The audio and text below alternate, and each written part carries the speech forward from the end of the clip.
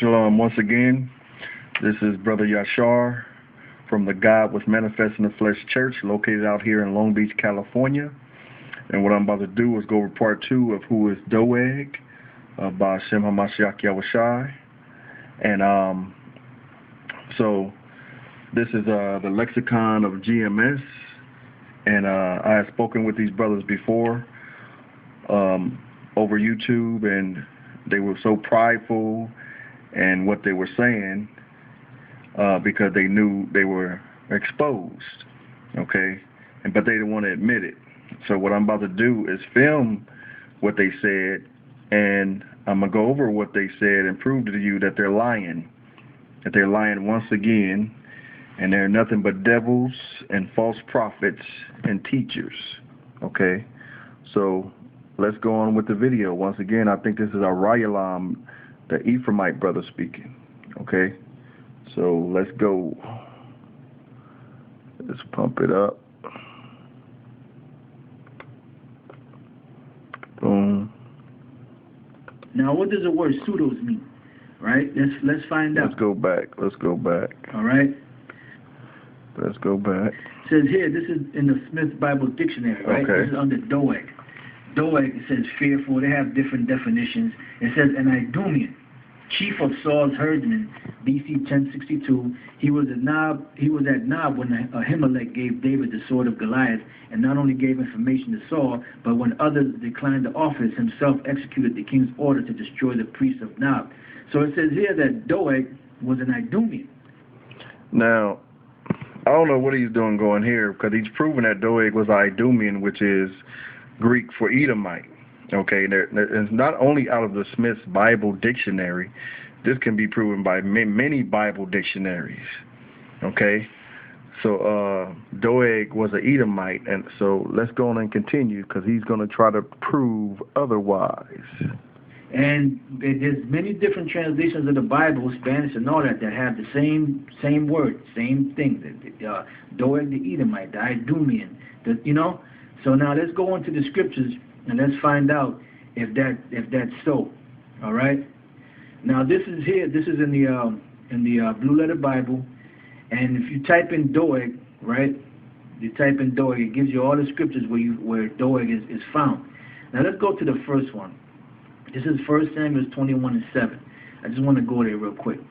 So 1 Samuel 21:7 says, "Now a certain man of the servants of Saul was there that was detained." That Notice he's reading this out of the Masoretic text, or the Masoretic Hebrew text. Okay. So notice that first of all, because he's going to switch up. That day, I'm sorry.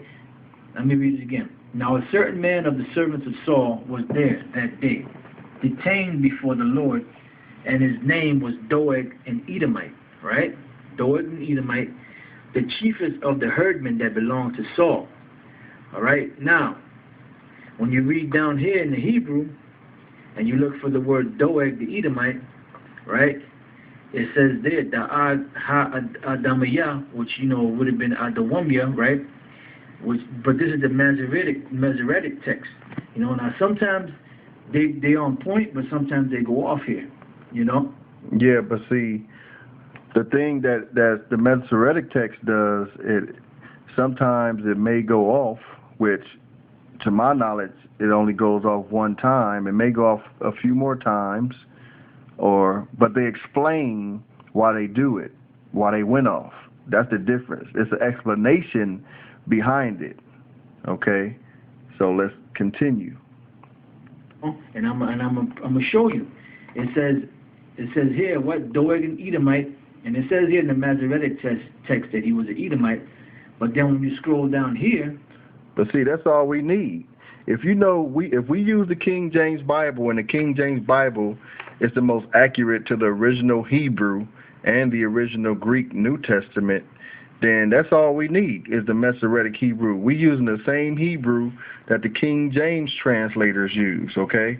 I'm going to go to this book right here. It's called Defending the King James Bible, A Fourfold Superiority, okay?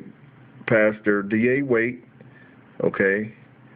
He had a theological degree and a PhD, director of the Bible for Today Incorporated, okay? And this is what he wrote on page 27, okay? It says, the Hebrew text used by the King James Bible. It says, what about the Hebrew text used by the King James Bible? Translators. Here's some background on it. The Daniel Bomberg edition, 1516, 1517, was called the First Rabbinic Bible. Then in 1524-25, Bomberg published a second edition, edited by Jacob Ben Chaim, or Ben Haim, Ibn Adonijah. This is called the Ben Chaim edition of the Hebrew text, Daniel Bomberg's edition, on which the King James Bible is based, okay, was the Ben Chaim Masoretic text. This was called the Second Great Rabbinic Bible. This became the standard, Masoretic text for the next 400 years. This is the text that underlies the King James text for the next 400 years, or the King James Bible for the 400 years that was the Old Testament Hebrew text. Nobody translated the Old Testament except by using this text. This is from Biblical Criticism, Historical, Literal, Textual by Harrison, Walke, and Guthrie, 1978, pages 47 through 82. Okay?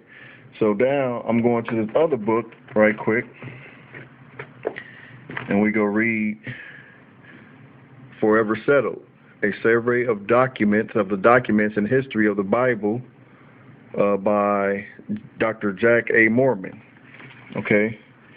And this is what he wrote about Dr. D.A. Waite states, it can be clearly seen. Now, Dr. D.A. Waite is the book I just read from. He's the author of that book. And this is what he said also.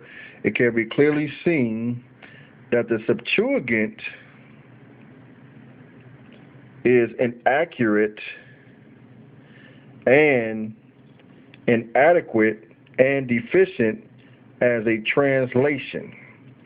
To try to reconstruct the Hebrew text as many connected with the modern versions, okay, are attempting to do. So a lot of these Bibles, specifically from 1881 all the way up, most of them use the Septuagint, okay, for their Old Testament translation.